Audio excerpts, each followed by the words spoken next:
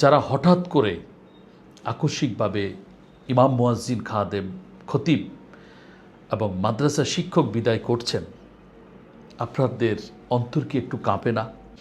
আল্লাহর ভয় কি আপনাদের অন্তরে জাগে না? আপনি কি বুঝেন না যে একজন পুরুষ যখন তিনি চাকুরিচ্যুত হন, তার যখন কর্ম থাকে না, তখন সেই পুরুষ শুধু নন, তার বৃদ্ধ বাবা যদি থাকে, তার বৃদ্ধা মা যদি ঘরে থাকেন, তার যদি শিশু সন্তানরা বাসায় থাকেন, ঘরে থাকেন, তার স্ত্রী সন্তানরা যদি থাকেন, তো এই মানুষটির পরিবারে কি অবস্থা হয়? কেন আপনারা ছোটোখাটো বিষয় নিয়ে, একেবারে সিম্পল বিষয় নিয়ে কেন আপনারা ইমাম খতিব মুয়াজ্জিন বিদায় করে দিচ্ছেন? এই যে আপনারা দেখছেন আমার কাছে একটি ডায়েরি, এই ডায়েরিটা কন্টিনিউ ডায়েরি, যেটি আমার টেবিলে থাকে।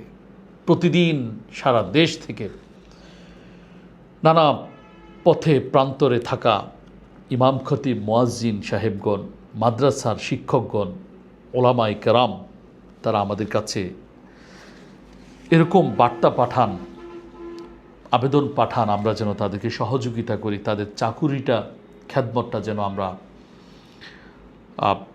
তাদের পুনর্বহাল রাখি অথবা কামব্যাক করাই।